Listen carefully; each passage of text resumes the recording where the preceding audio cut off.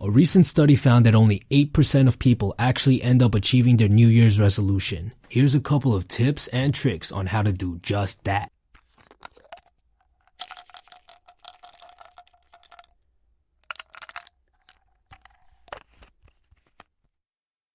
A long time ago, there was a dying king with 2 sons. He loved each son equally but was having an extremely hard time deciding who would rule the kingdom after he passed away. So he decided to present a question to his 2 sons. If given the kingdom, what would you accomplish? The first son proudly said, I would make the kingdom great, greater than it has ever been before. The people will be happy and our kingdom will flourish.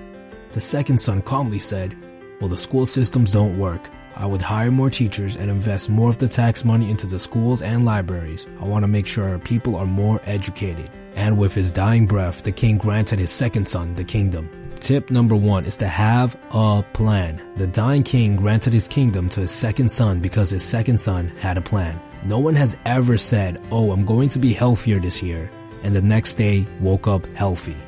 There has to be a plan, goals, and action that needs to be taken. So instead of saying something like, I'll be healthier this year, you can say something like, I'm going to go to the gym every other day this year. A few years ago when I was in college, there was this one New Year's where I was so pumped, so excited about my New Year's resolution. I had just discovered the world of self-development and was motivated to finally get off my ass and accomplish something with my life. I had about 10 different things planned for the New Year's. I was going to stop eating sugary foods. I was going to practice dancing for 30 minutes a day. I was going to read a book a week. I was going to meditate twice a day. I was going to quit watching porn. I was going to go to all my classes. I was going to work on my side projects and a ton of other things too. I was so excited, and for the first week I actually managed to do it all. But as the weeks went on, I completely forgot about some of these goals, and eventually when it was finally December again, I had barely only accomplished one of my goals. Tip number 2 is to choose wisely. Don't choose too many resolutions. The majority of resolutions involve some sort of habit change, and habit changes have a huge drain on your body's willpower. Things like quitting smoking and dieting usually require tons and tons of willpower. Think of it this way. Willpower is like a battery that needs to be charged every night. When you have way too many resolutions, the strain on this battery causes it to run out before you have a chance to charge it. And then all hell breaks loose. You give yourself the ultimate cheat day and it's game over. So if you have way too many resolutions, ask yourself this. What are the top 2 or 3 things that I constantly find myself dreaming about? These should be your resolutions for the new year. It's interesting how physical a contract can feel. When you have to pay the water bills, the electricity bills, the gas bills, it feels like there's a huge wall that you have to confront at the end of every month. Even though it's not a tangible thing, there's a sense of pressure and fear there, especially when you're a couple of hundred behind and the deadline is a couple of days away. Tip number 3 is to write your resolutions down. This makes the resolution feel like a contract. It creates pressure for you to complete it. And to build on that, for the past 3 years, I've written down every resolution on a sheet of paper, labeled it with my name, and put it right next to my computer for the entire year. Since it's there all the time, I look at it quite often. And every time I look at it, I feel a tremendous amount of pressure to make sure that I continue to keep my resolution.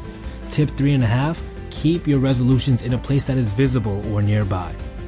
I used to always go around and tell my friends about the great things that I planned on doing, the things that I was going to do but haven't done yet. And for some strange reason, it felt good.